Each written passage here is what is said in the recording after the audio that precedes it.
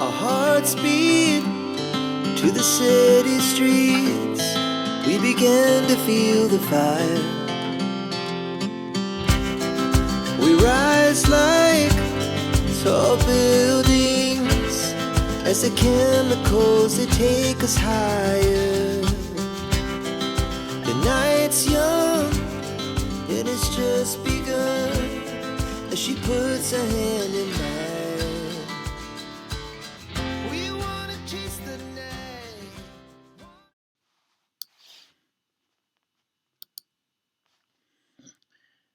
Olá, pessoal. Um pouquinho atrasado, mas não tem... Nossa neta veio para cá, ela tem vindo todo final de semana e fica difícil fazer uma gravação com ela. Ainda bem. Eu faço. Vai demorar um pouquinho, mas sai no sábado ou sai no domingo. Mas é ótimo, ela tem ficado aqui no final de semana conosco e é uma bênção de vê-la. Vamos bater um papo aí sobre o que está acontecendo. O mundo está em reboliço, todo mundo está assistindo isso. Eu não sei como é que está no Brasil, se a mídia está colocando o que está acontecendo, mas estamos vendo uma grande batalha. É uma guerra violenta entre a esquerda e a direita. E graças aos deuses e deusas, a direita está ganhando dessa vez. Colocando essa raça maldita, esses demônios do pântano, nos seus devidos lugares. Escândalos em cima de escândalos. E nós vemos as pessoas protestando porque estão achando a corrupção delas. A esquerda está esperneando porque a corrupção delas está aparecendo. Finalmente, a turma do George Soros. Quando a gente fala esquerda, não fala em Rússia nem China, não. Porque o que eles fazem aqui na Europa, nos Estados Unidos e no Brasil, eles não podem fazer, nem na Rússia, nem na China. É globalismo puro, é George Soros, é uma agenda maldita, é a agenda do pântano. Acabar com a palavra pai, mãe, gênero, eles têm fixação, obsessão pelo gênero. É uma coisa impressionante. E agora estão mostrando como é que os Estados Unidos estava mergulhado. E eu não tinha esperança que houvesse uma reação, mas finalmente ela aconteceu. Coisas estranhas acontecem no mundo espiritual e no mundo terráqueo, na nossa dimensão, ou como dizem os cabalistas, na Malhut, ou a dimensão das lágrimas. Vamos lá, eu estava lendo estava lendo um livro bem antigo, é de 1996. Não, 97. Foi o livro A Ameaça, do David Jacobs. Ele é professor de História, PhD, tem uma ficha, colocando para vocês aí a fotografia deles. Ele ficou muito famoso, ele escreveu vários livros sobre ufologia, e ele nem era ufólogo. E um dos que eu gosto muito é A Ameaça. E eu tenho um prefácio de vários livros deles, cada vez que tem uma nova edição, tem alguém que faz o prefácio. Eu estava lendo um deles aqui, esse é de 1997. No filme, ele começa assim, no filme de sucesso Independence Day, todo mundo assistiu, eu gostei muito, de 1996, os alienígenas hostis transformam a Terra em um inferno de morte e destruição. E nele, os seres humanos engenhosos lutaram juntos contra o inimigo comum, salvando o planeta. Esse cenário de Hollywood não é novo, né? Está sempre ali em Hollywood, tem. E sempre domina as telonas em histórias de contato alienígena desde ali da década de 50, mais ou menos. Em 51, eles fizeram o lançamento do filme The Thing, em que um único alienígena causa estragos em um grupo de humanos. Depois tem uma versão mais light, né? Que foi... mais pacífica, de contato com os seres alienígenas, e virou uma tendência cultural. O dia que a Terra parou, de 51, depois veio contatos imediatos do terceiro grau de 97, fantástico, que alienígenas eram visitantes benignos que ajudavam os humanos, né, a progredirem. Né? E nesse cenário, os visitantes ofereceram assistência e cooperação aos líderes cientistas e à mídia. Bom, havia um respeito mútuo, né? Os humanos esperavam aprender com os avanços tecnológicos que vinham dos alienígenas, e os alienígenas esperavam ajudá-los a viver em paz, cooperando para construir um mundo melhor. Ainda há uma outra visão da intervenção alienígena na vida humana, é a ideia de que eles vêm para nos salvar. Todo mundo acha isso. Vamos trazer uma evolução para o planeta Terra. Especificamente certos indivíduos que fazem isso antes que os cataclismos cheguem, né? Eles ficam prometendo que você se converter a essa nova tendência, a esse grupo de ufólatras, você vai poder se salvar da próxima catástrofe, da catástrofe que vem aí, que sempre vem, né? Cultos em grupos que acreditam nisso. Isso aí começou lá em 1950, tem várias revistas sobre o assunto. Em 1997, muita gente lembra, ainda mais quem é da minha idade, os membros do culto Heaven's Gate, eles estavam tão convencidos que um OVNI viria os salvar do apocalipse, levando eles para um mundo superior, que 39 deles cometeram suicídio para facilitar seu resgate e transporte. Isso aí é ufolatria. Isso é igual ao pentecostal. Tá tudo doido. Então, tem vários casos. Tem nos Estados Unidos, então, vários. E uma análise cuidadosa desse fenômeno da abdução alienígena indica que o contato, de fato, já tomou forma. Eu sempre comento nos vídeos. Embora não tenha relação com os cenários descritos acima, né? Eu falei anteriormente, aquela que eu estou lendo, falei acima. Não houve reuniões públicas e nenhum envolvimento de líderes mundiais, nenhuma cobertura da mídia, nenhuma colaboração, nenhuma assistência, né? Não houve nada. Então, todos os contatos que nós temos com essa turma e relatos de abduções são mantidos em segredo, né? O David Jacobs ele fala que ele começou a estudar em 1966, mais ou menos quando eu também comecei a trilhar esse caminho, pesquisar o que estava acontecendo. Ele diz, quando comecei a estudar o fenômeno OVNI, eu não conseguia imaginar um cenário de contato. Ele continua, eu nunca também imaginei que passaria tantos anos da minha vida no meio dessa pesquisa. Nunca pensei que iria ter que dizer aos meus filhos para não mencionarem isso nas escolas, para não serem alvos do mais implacável ridículo. Eu também não sabia que minha esposa teria que aprender a ficar quieta sobre o meu trabalho para que os funcionários do local de trabalho dela não pensassem que ela havia casado com um louco.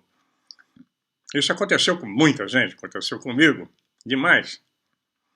Então David Jacobs continua. Quando eu discuto o fenômeno de abdução por OVNIs, lá com meus colegas da comunidade acadêmica, eu estou ciente de que eles acham que minhas habilidades intelectuais estão seriamente prejudicadas. E, por fim, encontro-me no meio dessa posição desconfortável, tentando adivinhar as consequências futuras da minha pesquisa sobre alienígenas. Olha, esse livro é de 1997. Vê? Nada mudou. Quer dizer, mudou. Agora as pessoas já estão conscientes, já estão entendendo melhor, a situação melhorou bastante. Quer dizer, mudou muita coisa. Eu errei aí. Vou morder minha língua. Mudou muito. Hoje o assunto já é discutido em nível de parlamento americano, no Congresso americano. Então vamos falar sobre isso já já. Porque a congressista, a senadora Luna, que além de Luna, um nome lindo, ela é muito linda também. Aliás, todas as mulheres de direita são lindas. As de esquerda tem sovaco cabeludo, pinta o cabelo de azul, é uma porcaria, não sei nem se toma banho. Mas ela está no topo dessa pesquisa. Ela tem publicado no Twitter dela que essa semana, começa amanhã, ela vai fazer algumas publicações que vão balançar toda a estrutura dos Estados Unidos. Ninguém sabe o que é ainda. Não sabemos se é sobre os UFOs ou se é outra coisa.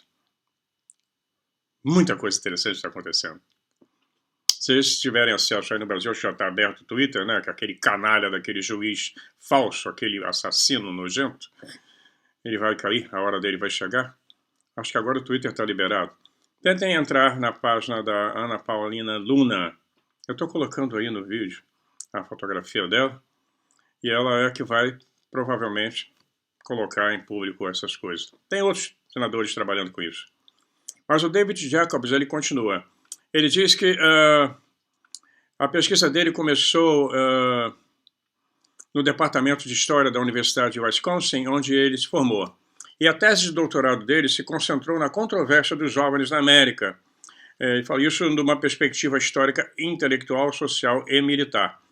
E ele continua, em minhas pesquisas eu passei semanas na base militar de Maxwell e na biblioteca do Congresso, lendo documentações governamentais sobre avistamentos de OVNIs. Eu viajei pelo país entrevistando alguns dos pesquisadores mais proeminentes, tanto civis quanto militares. Em 1975, o Departamento de Imprensa da Universidade de Indiana publicou uma versão estendida da minha dissertação de doutorado sobre o título A Controvérsia dos OVNIs na América. A ver como o assunto é bem antigo. Esse reboliço todo que está tendo agora por causa da internet. Mas quem está aí na faixa dos 60, 70, como eu, já sabe que essa coisa vem lá da década de 50, década de 40. Roswell é 47. O disco que caiu na Floresta Negra na Alemanha é 36, 1936. Charles Ford, no início do século. Não tem nada de novo sob o céu. Nada. Nem sobre, nem sobre. Tudo já era conhecido. E eles não se apresentam, não dão esclarecimento. Isso explica o porquê o governo não tem resposta. Eles não sabem. Eles não querem contato ainda. Vamos continuar.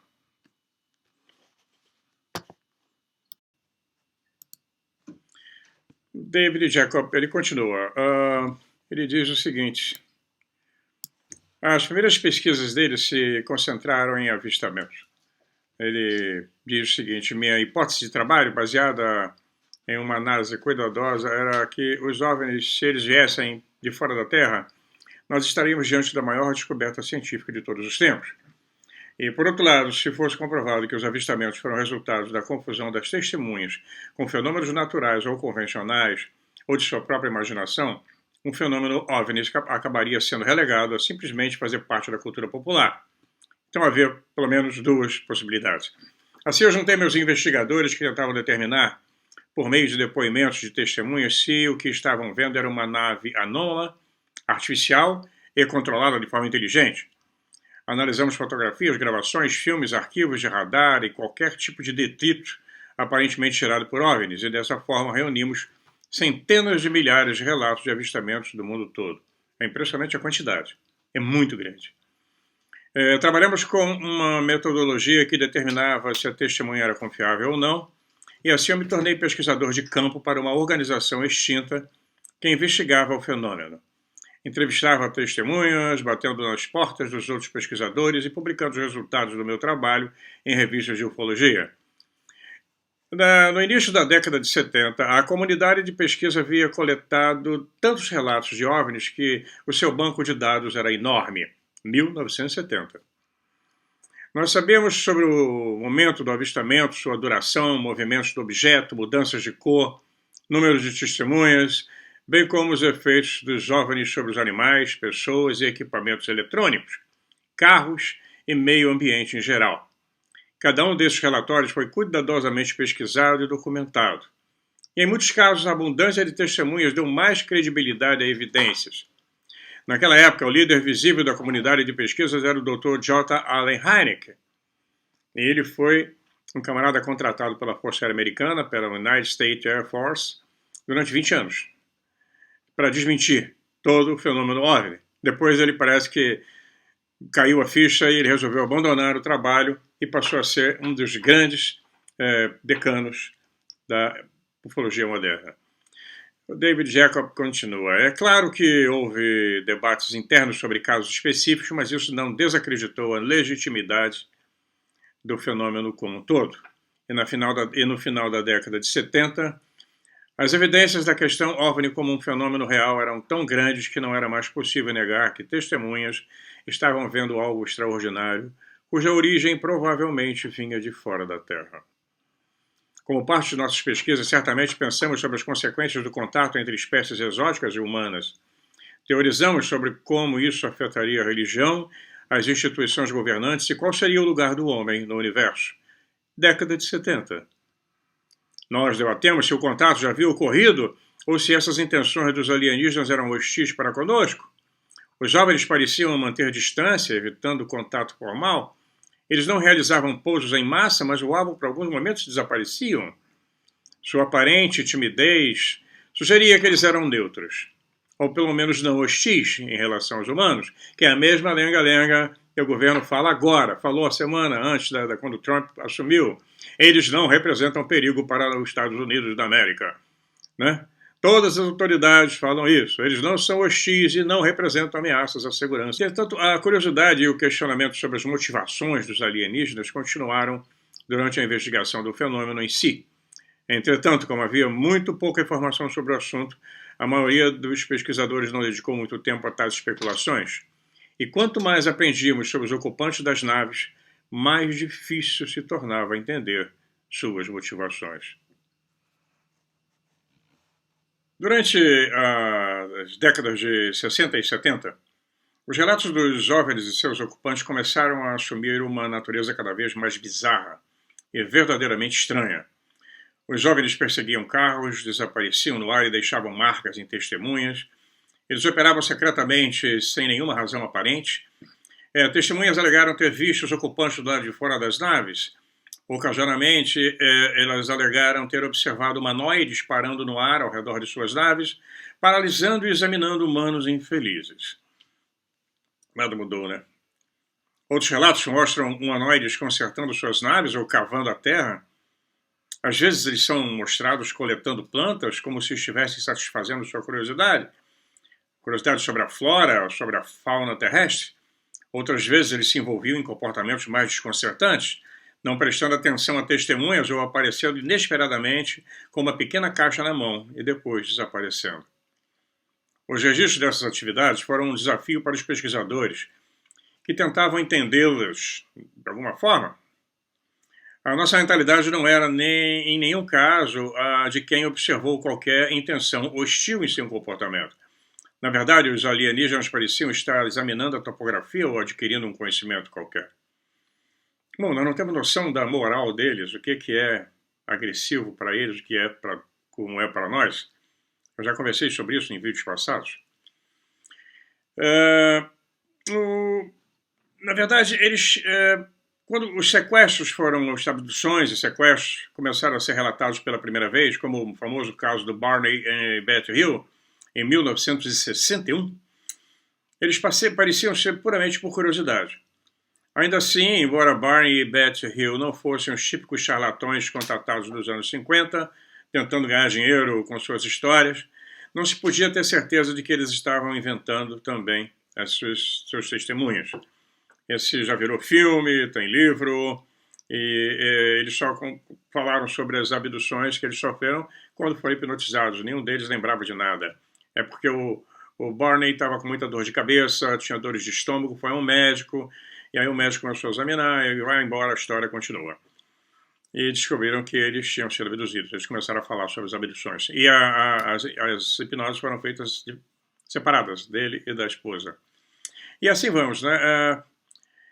Então, o David Jacob ele fala, devido à natureza extrema das alegações dos abduzidos, eu fiquei longe do fenômeno de abdução, enquanto nosso conhecimento sobre ele começou a crescer.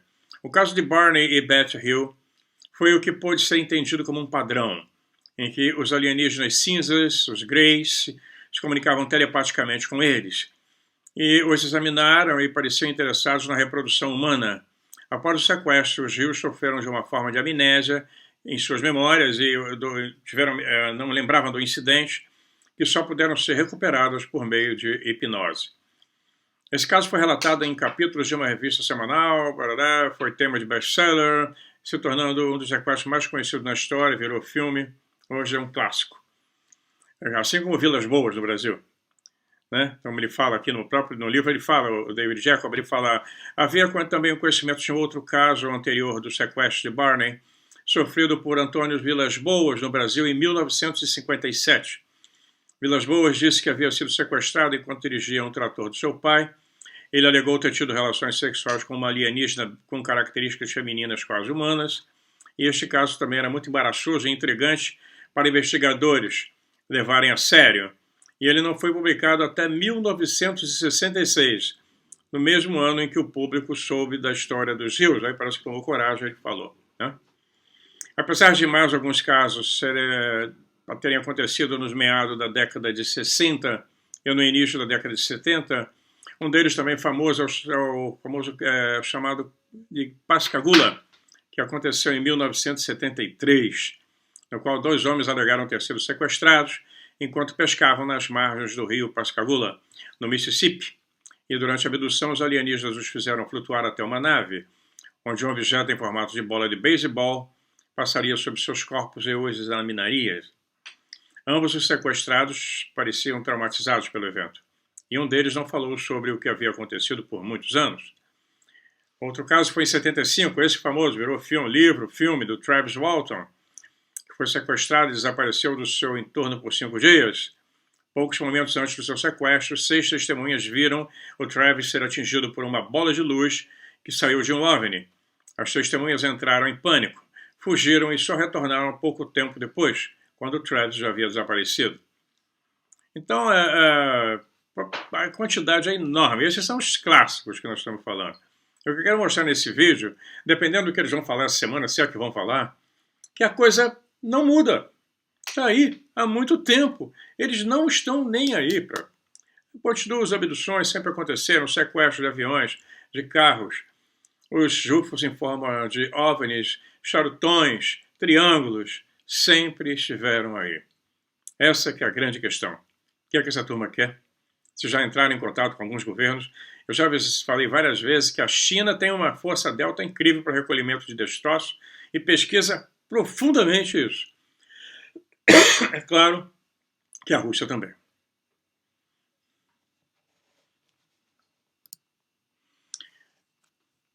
David Jacobs, ele continua.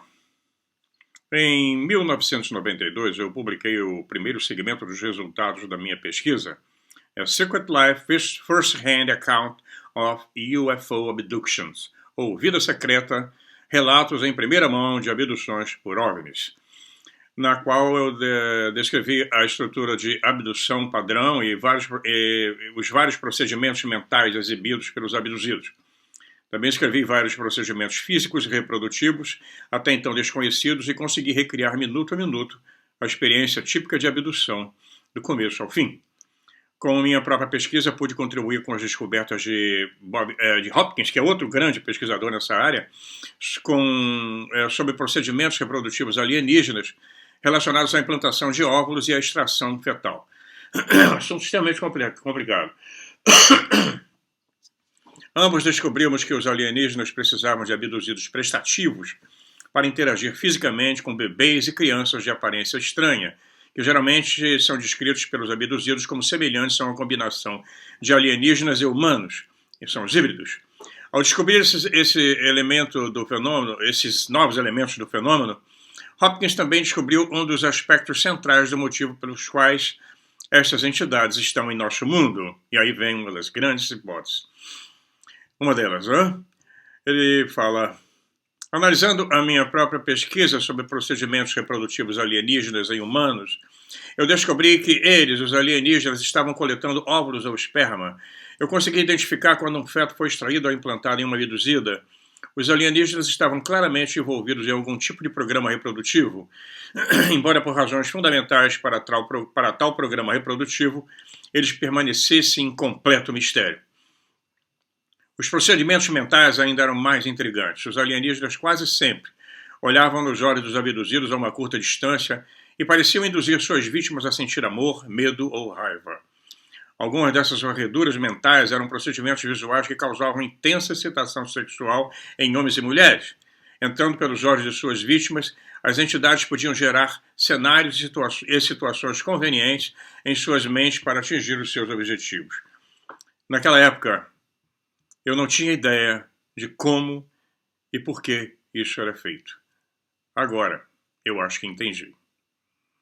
Ele falou isso naquela época. Nada mudou.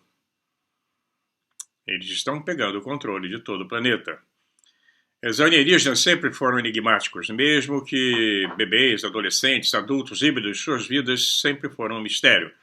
Mas uma coisa era certa, os alienígenas estavam envolvidos em um número enorme de abduções e uma pesquisa nacional conduzida pela organização Hopper em 1991 revelou a possibilidade de um programa de abdução muito mais abrangente do que podemos imaginar. A nossa pesquisa continuou e trouxe muitas outras questões na mesa. Por exemplo, a abduzida famosa, Karla Turner, tem livros, filmes sobre ela. Ela afirmou que em 1993, alguns sequestrados disseram que eles foram sequestrados com a cooperação dos militares dos Estados Unidos. Em 1994, o professor de Harvard, John Mack, disse que os alienígenas tinham um interesse aparente em cuidar do ambiente da Terra. Participação do governo americano. Vamos ver as cenas dos próximos capítulos. Isso aí aconteceu lá, em 1979, 73, 70, na década de 70 para cá já se falava nesse assunto. das abduções alienígenas, das abduções militares, que eles chamavam abduções militares. O pessoal que está nos bastidores dessa nova onda da divulgação estão trabalhando com isso também. Estão apenas reexaminando esses casos antigos e colocando os casos novos. A coisa está ficando interessante. Muito. E muito assustadora também.